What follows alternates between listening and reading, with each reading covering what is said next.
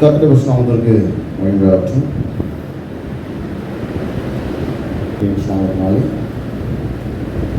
எப்படி வந்திருக்கிறவர்கள் யாவரையும் மிகுந்த மகிழ்ச்சியோடு வரவேற்கிறேன். கர்த்தருடைய வார்த்தைகளை நாம் செபித்து இன்றைய வார்த்தையை நாம் தியானிப்போம்.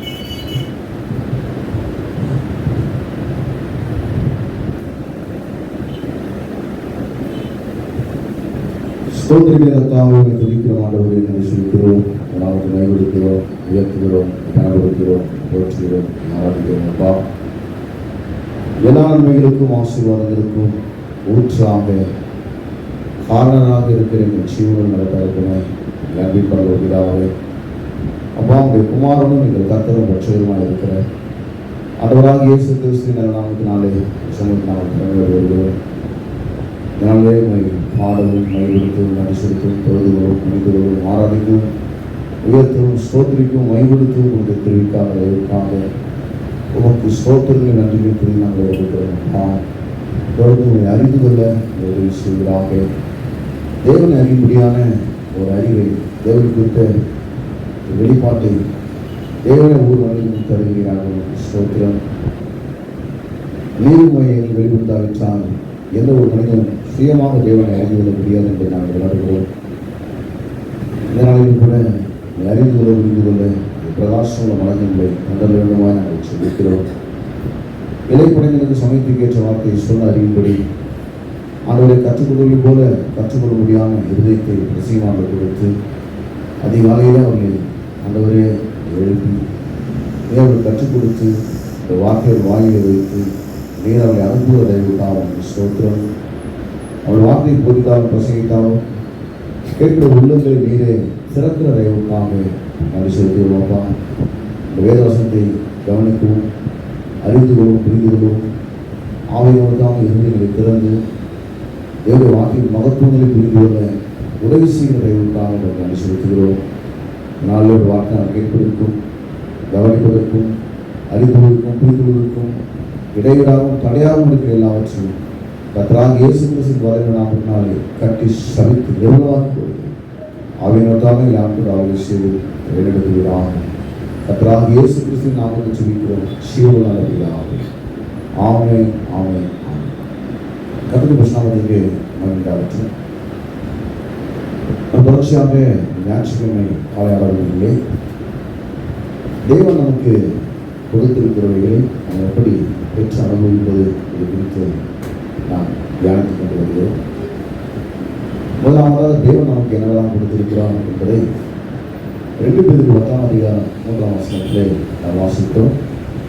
தம்முடைய மகிமையினாலும் காரணத்தினாலும் நம்மை அழைத்தவரை அறிகிற அறிவினாலே ஜீவனுக்கும் தேவபக்திக்கும் வேண்டிய யாவற்றையும் அவருடைய திவ்ய வல்லமையானது நமக்கு தந்து அருள்வது நன்றி. உலகத்திலே வாழ்வதற்கும் ஆவிக்குரிய வாழ்க்கை வாழ்வதற்கும் தேவையான யாவற்றையும் அவர் நமக்கு கொடுத்து விட்டார் என்று வார்த்தை மூலமாக அறிந்து கொள்கிறார். அவர் நமக்கு கொடுத்திருப்பதை நாம் எதன் வழியாக பெறுகிறோம் என்பதை பார்க்கும்பொழுது மனிதன் சுய சித்தங்கள் மாற்றுடையவனாக உண்டாக்கப்பட்டிருக்கிறார். அவனை தேவன் எப்படி ஒரு ரோபோ மாதிரி ஹேண்டில் பண்ணுறதில்லை. தேவன் எப்படிப்பட்டவரோ அப்படிப்பட்ட நிலையில் மனிதனின் தேவன் உண்டாக்கியிருக்கிறார். தேவன் தாமாக தீர்மானிக்கிற எல்லாவற்றையும் ஆக மனிதனுக்கும் அவர்களுதான சுயமாய் சிந்தித்து தீர்மானங்கள் எடுக்கக்கூடிய ஒரு ஆற்றலை தேவன் கொடுத்திருக்கிறார். அவனாக சுயமாக சிந்தித்து அவனாக தீர்மானங்கள் எடுக்க வேண்டும். ஒருவேளை தவறான தீர்மானத்தை அவன் எடுத்திருந்தாலும் கூட தேவனுடைய தீர்மானம் எடுக்கும் ஆற்றலை மதிக்கிறவராக இருக்கிறார். அந்த தவறான தீர்மானத்தை எடுத்து அவன் தவறான பிரச்சனைகளை சிக்கிக்கொண்டாலும் கூட அதிலிருந்து வெளியே அவனை கொண்டு வரும்படியான ஒரு திட்டத்தை தேவன் முன்னேற்பாடாக அறிந்து ஆயத்துவம் வைத்திருக்கிற நல்ல தேவனாக இருக்கிறார். ஆக மனிதனுடைய வாழ்க்கையிலே தேவன் வைத்திருக்கிற எல்லாவற்றையும் பெற்று அனுபவிக்க வேண்டும் என்று சொன்னால் அவருடைய சுய சித்தங்களும் மாற்றல், அதாவது மனது என்று சொல்லப்படுவதான ஆத்மாவிலே இருக்கிறது. இது 3 பகுதியாக உள்ளது. அறிவு, உணர்ச்சி, சித்தங்களும் ஆற்றல். அறிந்து கொள்கிற திறன், உணர்கிற திறன், தீர்மானங்கள் எடுக்கிறதான ஒரு ஆற்றல். அறிவு, உணர்ச்சி, சித்தம். ஆக இந்த மனம் வந்து சரியான விதத்திலே வாழ்ந்திருக்கும் போது அவன் சரியான தீர்மானங்களை எடுக்க முடியும். இந்த மனம் சரியான விதத்திலே வாழாவிட்டால் அவன் சரியான தீர்மானம் எடுத்து தேவனுடைய ஆசீர்வாதத்தை பெறுவதற்கு பதிலாக ஒன்று எதுவுமே பெறாமல் இருந்து விடுவான். இல்லை என்றால் தவறான தீர்மானம் எடுத்து தன் வாழ்க்கையிலே தீமையான காரியங்கள் வருவதற்கு அவன் வழிவகுத்து வைத்து விடுவான். அவர்தான் 3 யோவான் 1 அதிகாரம் 2 வசனத்திலே, பிரியமானவனே உன் ஆத்துமா வாழ்கிறது போல, ஆத்துமா என்றால் மனம், அறிவு, உணர்ச்சி, சுத்தம் என்றுதான பகுதி. நீ எல்லாவற்றிலும் வாழ்ந்து சுகமாக இருக்கும்படி அது எப்படி வாழ்தோ இந்த அறிவு, உணர்ச்சி, சுத்தம் என்றுதானே இந்த ஆத்துமா என்கிற மனம் என்றுதானே இந்த பகுதி எப்படிப்பட்ட நிலையில் வாழ்ந்து இருக்கிறதோ அப்படிப்பட்ட நிலையில் எல்லாவற்றிலும் நீ வாழ்ந்து சுகமாக இருக்க முடியும் என்று தேவ வார்த்தை சொல்கிறது. சரி, இந்த மனம் வந்து தானாகவே வாழ்ந்திருக்க முடியுமா என்று சொல்லுவோம். அப்படி வாழ்ந்திருப்பதற்கு வாய்ப்பு கிடையாது. அவர்தான் தேவ வார்த்தை சொல்கிறது, நீங்கள் இந்த பிரபஞ்சத்திற்கு ஒத்த வேஷம் சரியாகும். ரோமர் 12 அதிகாரத்தில் 1-2 வாசிக்கிறோம். நீங்கள் இந்த பிரபஞ்சத்திற்கு ஒத்த வேஷம் சரியானது, தேவனுடைய நன்மையும் பரிபூர்ணமான சுத்தம் இனதென்று பகுத்தறியத்தக்கதாக உங்கள் மனம் புதிதாகிறதுனாலே மறுரூபமாகிறது. மனம் வந்து தேவனுடைய வார்த்தையினாலே புதுப்பிக்கப்பட வேண்டியதாக இருக்கிறது. மனம் புதிதாகிறதுனாலே மறுரூபமாக தேவனுடைய வார்த்தையினாலே இந்த மனம் புதுப்பிக்கப்படும்போது தான் இந்த மனம் வந்து வாழ்ந்திருக்க ஆரம்பிக்கிறது. அது என்ன பார்த்தீங்கன்னாக்கா, வாழ்க்கையில் வறட்சிகள் வரும்போது, பிரச்சனைகள் வரும்போது, போராட்டங்கள் வரும்போது என்ன சொன்ன, கர்த்தர் நித்தமும் உன்னை நடத்தி மகா வறட்சியான காலங்களிலே உன் ஆத்துமாவை திருப்தியாக்கி உன் எலும்புகளை நினமுள்ளதாக்குவார். என்ன பண்ணுறாருன்னா, தினந்தோறும் கர்த்தர் நடத்துகிறார். என்றைக்காவது எப்போவாவது யாராவது ஒரு தீர்க்கதரிசி அனுப்பி நடத்துகிறவர் அல்ல. அப்படி நடத்தின காலங்கள்லாம் உண்டு. அந்த காலங்கள் பார்த்தீங்கன்னாக்கா பழைய உடன்படிக்கையின் காலங்கள். அப்போது யாரோ ஒரு தீர்க்கதரிசி மேலேயோ இல்லை ஒரு ஆசாரியின் மேலேயோ இல்லை ஒரு ராஜாக்கள் மேலேயோ கர்த்தருடைய ஆவியானவர் அமர்ந்து அவர்களோடு மக்களோடு கர்த்தர் பேசினார்.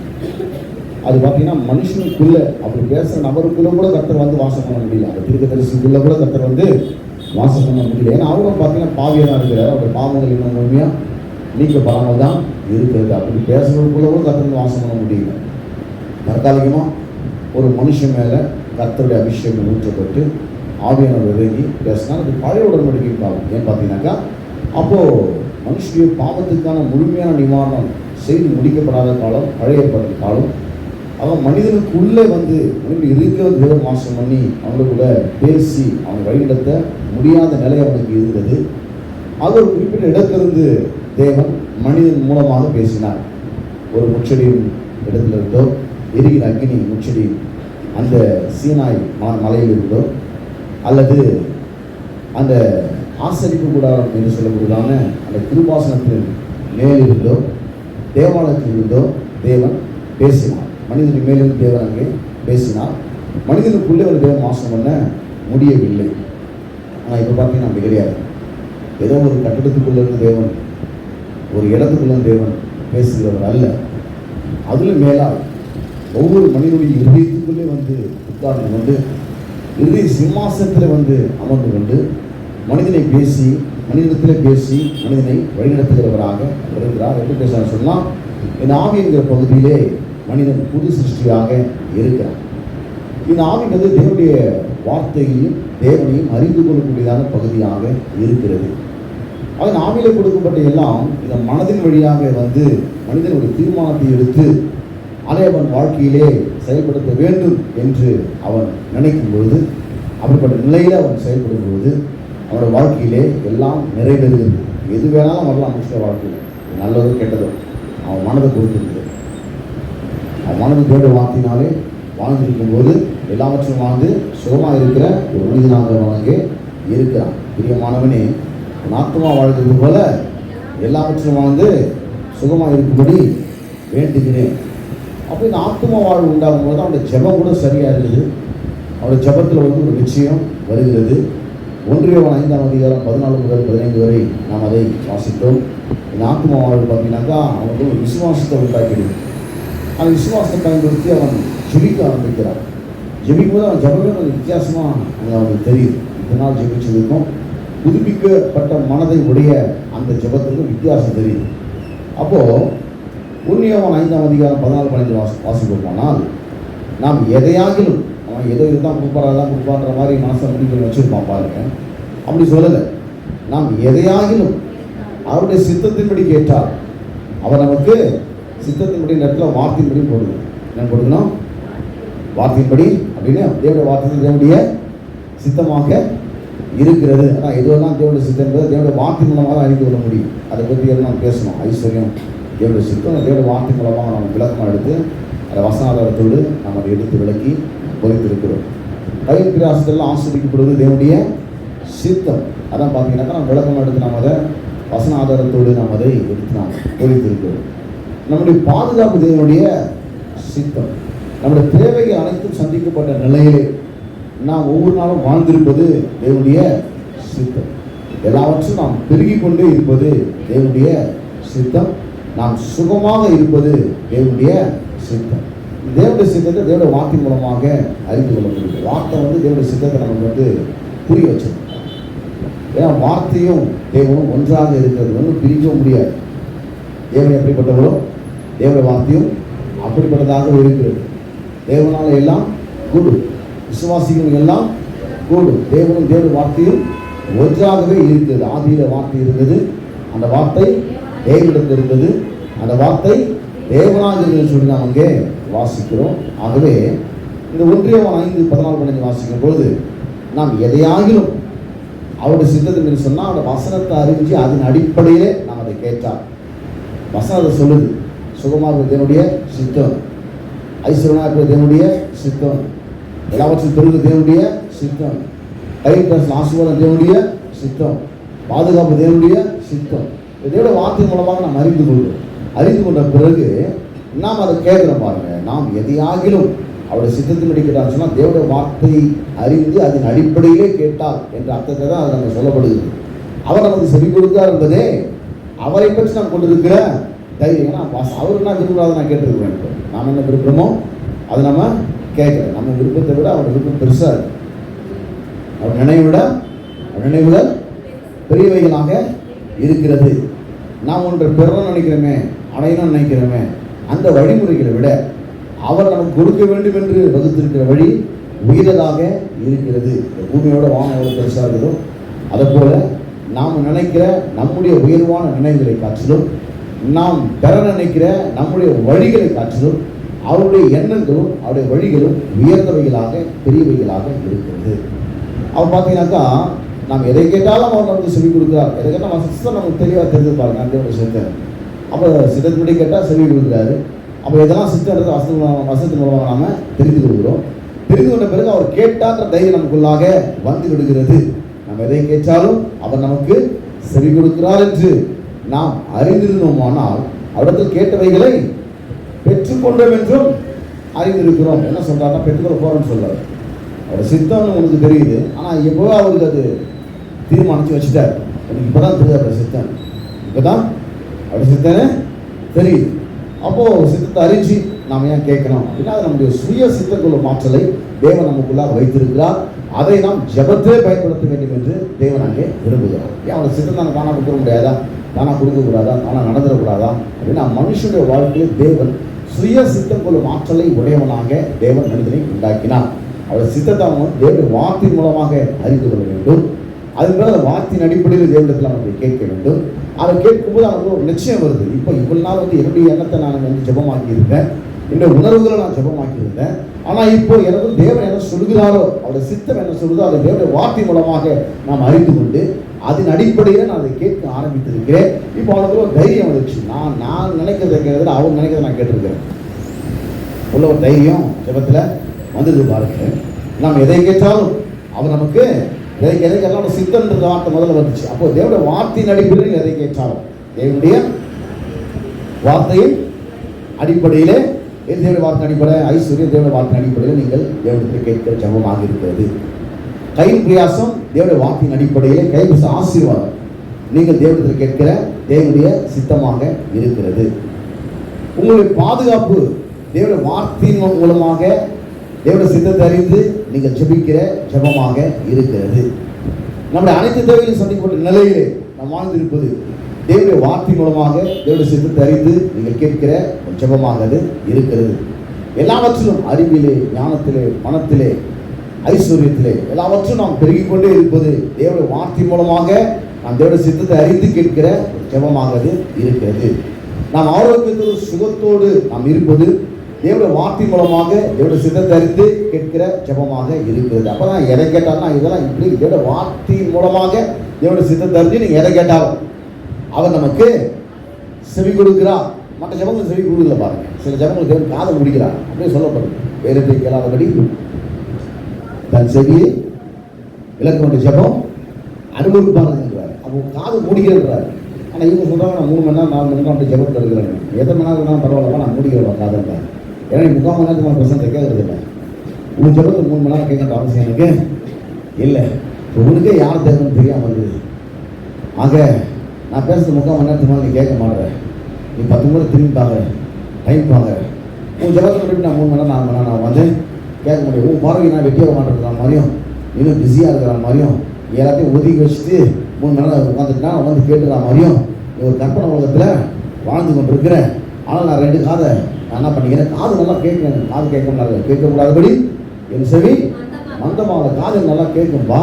என்னால் எல்லாத்தையும் செய்ய முடியும். ரட்சிக்கூடாதபடி என் கரம் குறுகி போகவில்லை. ஆனால் நான் என்ன பண்ண தெரியுமா, நீ வசனத்தை கேட்காம வெறும் ஜெபம் வந்து உட்காந்துருக்கனால இப்போ உன்னுடைய ஜெபம்லாம் கொஞ்சம் அருவருப்பாக இருக்குது. நீ தேவனுடைய சித்தத்தை அறிந்து அதன் அடிப்படையிலே கேட்காமல் நீ உணர்ச்சிகளின் அடிப்படையிலே நீ ஆளப்பட்டு ஃபீலிங்ஸில் எமோஷனலில் நீ வந்து ஜெபிக்கிறதுனால நான் என் காதை முடிக்கிறேன். அந்த ஜெபம் வந்து எனக்கு அருவருப்பாக இருக்கு.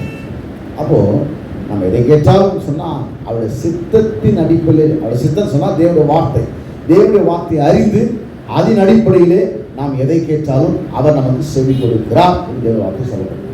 ஜெபம் கேட்கப்பட்டுச்சா கேட்கப்படலாம் டவுட் நிறைய பேர் வர சொன்னாங்க ஃபீலிங்ஸ். அப்போ இதை புரிஞ்சுக்கணும். நீ கேட்டு தேவனுடைய வார்த்தையோடு சம்மந்தப்பட்டதா இல்லையா அப்படின்றத கம்பேர் பண்ணிப்பாங்க.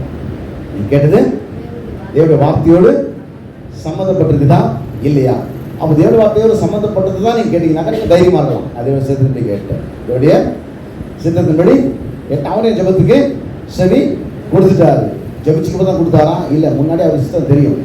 உனக்கு அதை கொடுக்கணும் அவருக்கு தெரியும். அப்படியே அவனை கேட்க வைக்காரு, ஜெபிக்க வைக்கிறாரு. அப்படின்னு சொன்னால் உங்கள் சுய சித்த போல மாற்றலை நீங்கள் பயன்படுத்தி உங்கள் வாழ்க்கையிலே ஜெபத்தின் மூலமாக தேவனுக்கு நீங்கள் வழிவகுத்து கொடுக்கும்போது, தேவனுக்கு நீங்கள் அனுமதி கொடுக்கும்போது, உங்கள் அனுமதியின் பேரில் அவர் சர்வ வல்லமையுள்ள தேவன் பாருங்க, நல்ல தேவன். உங்கள் வாழ்க்கையில் உங்கள் அனுமதி இல்லாமல் உங்கள் வாழ்க்கையில் ஒரு நுழையதே இல்லை பாருங்க. பிசாசு ஒன்றும் அனுமதி கேட்கறது இல்லை, அனுமதியே கேட்கறது இல்லை. நிலம் வந்து பார்த்தீங்கன்னாக்கா நல்ல நிலம் வந்து அனுமதிக்காக காத்துக்குது.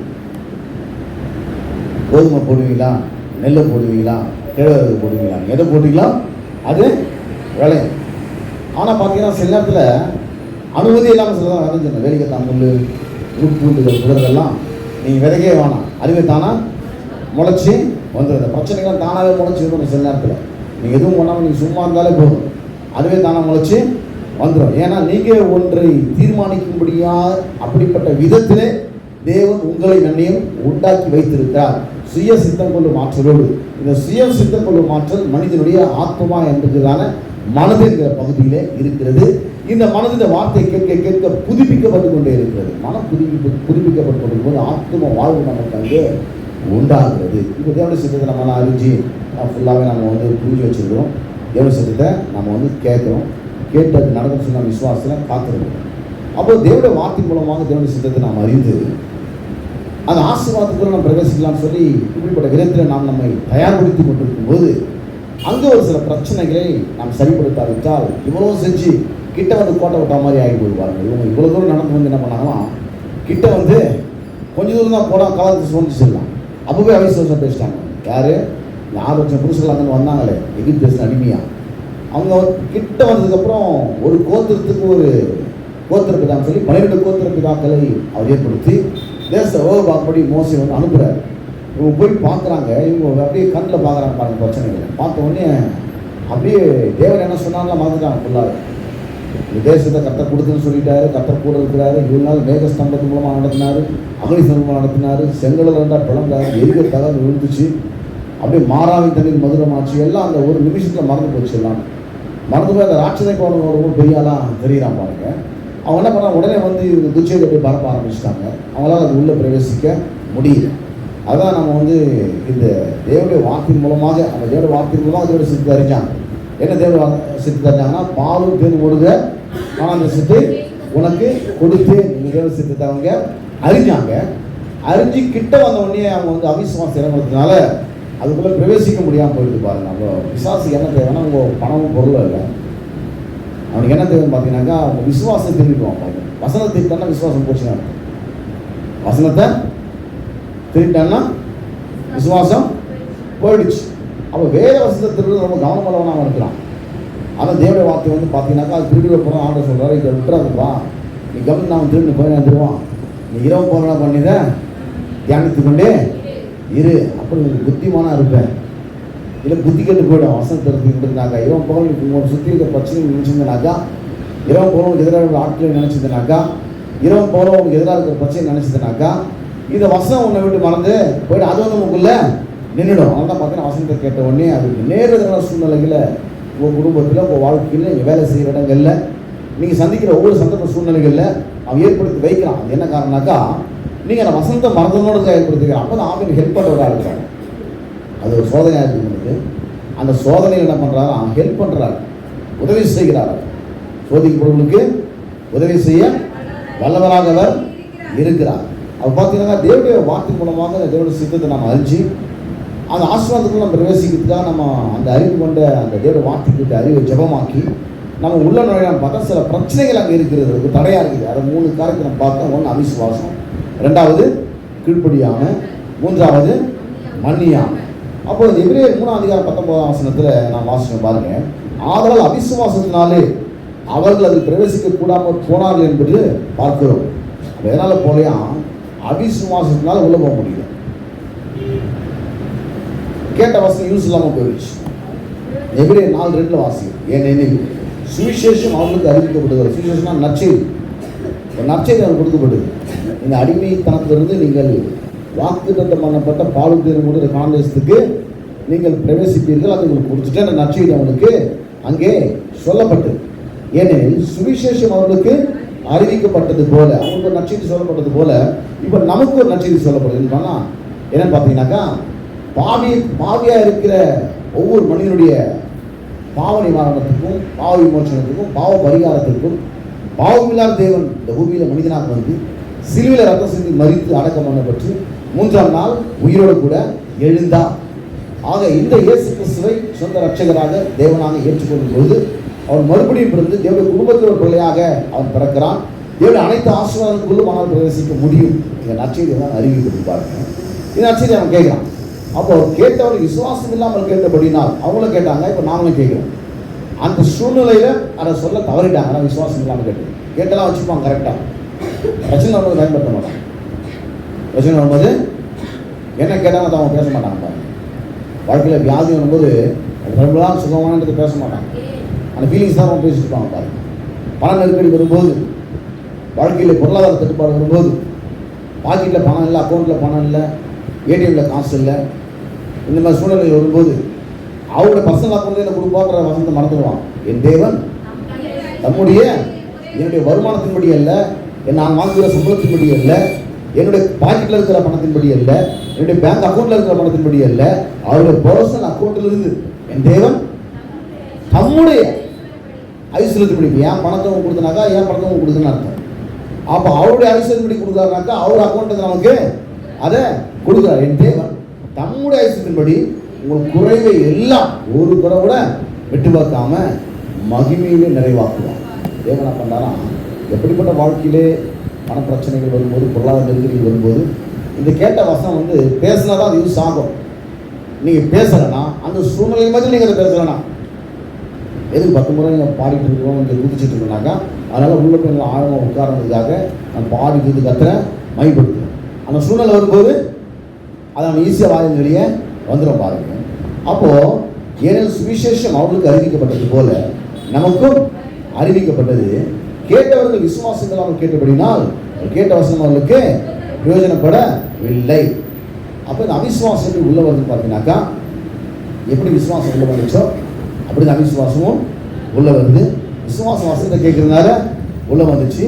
அவிசுவாசம் வசனத்துக்கு எதிராக இருக்கிற அந்த சூழ்நிலைகளை நீங்கள் பார்க்கறதுனாலையும் அதை குறித்து உங்கள் எண்ணங்கள் சொல்லுவதை நீங்கள் கேட்பதினாலும், அதை குறித்து உங்கள் ஃபீலிங்ஸ், உங்கள் உணர்வு, உங்கள் எமோஷனல் சொல்வதை நீங்கள் கேட்பதினாலும் என் அவிசுவாசம் உங்களுக்குள்ளாக வந்து விடுகிறது. உலக அவிசுவாசத்தை விசுவாசத்தை பேசுறதால காலி பண்ண முடியும். அப்படி காலி பண்ணாமல் போனீங்கன்னாக்கா அது உழைச்சிடும், அது உள்ள வந்து நுழைஞ்சிடும்.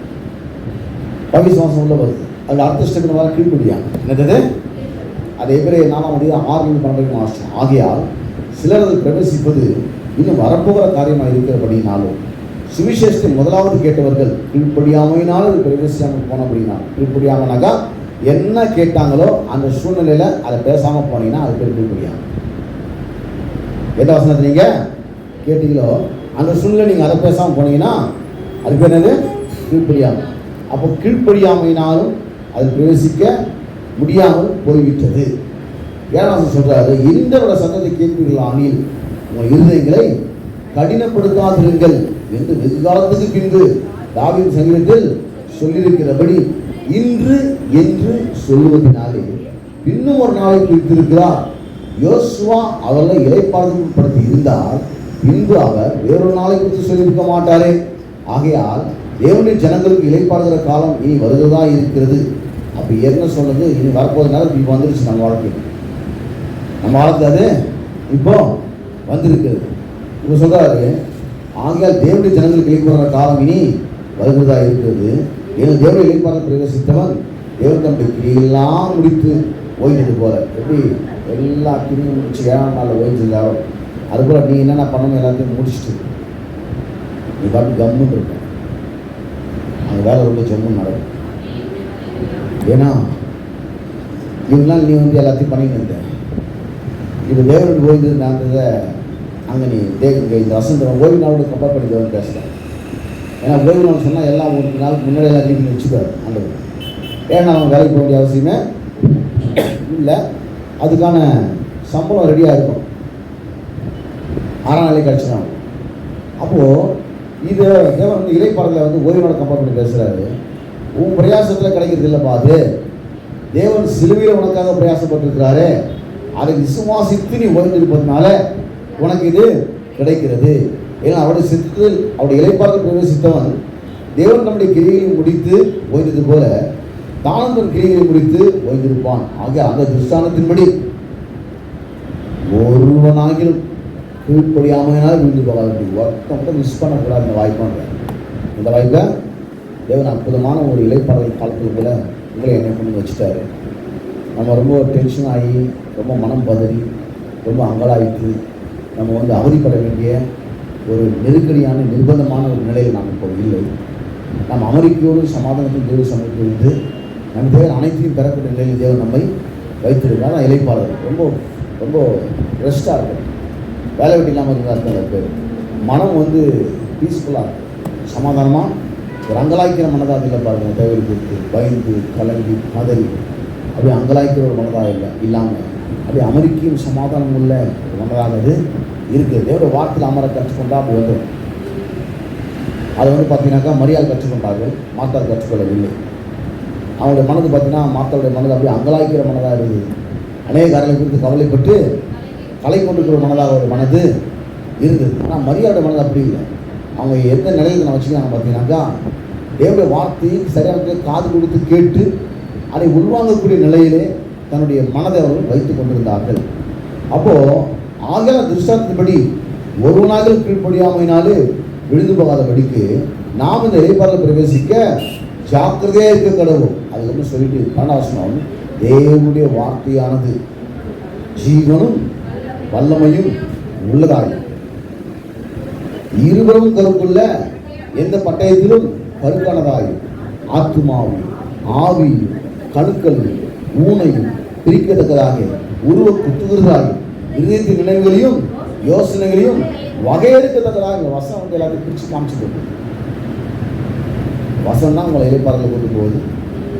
இளைப்பாறுதல் வாழ்க்கை தான் பார்த்தீங்கன்னா உங்களை அப்படியே ஓய்ந்திருக்க வைக்குது, தேவனுடைய சமூகத்தை ஓய்ந்திருக்க வைக்குது, தேவனுடைய பிரசனத்தில் ஓய்ந்திருக்க வைக்குது, தேவ சமாதானம் ஓய்ந்திருக்க வைக்குது. அப்படி நிலையில் நீங்கள் இருக்கும்போது நீங்கள் பெற்றுக்கொள்ளக்கூடிய நிலையில் நீங்கள் இருக்கிறீர்கள் எல்லாவற்றையும். இப்போது 3வது பிரச்சனை ஒன்று பார்த்தோம் பாருங்க, மன்னியாமை. என்னது மன்னியாமை? மார்க் 11:25-26 பார்த்தீங்கன்னாக்கா ஜபத்தில் இது ஒரு பிரச்சனை நிற்குது. நீங்கள் ஜெபம் பண்ணும்போது ஒரு பேர் உங்களுக்கு யாதொரு குறை உண்டாயிருக்குமானால் பரலோகத்தில் இருக்கிற உங்கள் பிதா உங்கள் தப்பிதனை உங்களுக்கு மன்னிக்கும்படி அந்த குறை அவனுக்கு மன்னியுங்கள். நீங்கள் மன்னியாதிருப்பீர்களானால் பரலோகத்தில் இருக்கிற உங்கள் பிதா உங்கள் தப்பிதங்களை மன்னியாதிருப்பார். அப்போ இதை பற்றி நம்ம டீட்டெயிலாக பேச நினச்சி இப்போ 1/2 மணி நேரம் ஓடி போச்சு. ஏன்னா இப்படி திரும்ப ஆரம்பம் இருக்குது. இந்த ஒரு பாயிண்ட் அடுத்த வாரம் நான் பேசுவோம். திரும்ப ஆரம்பிக்கேற்றவாறு நான் இப்போது அமர்ந்துள்ளேன்.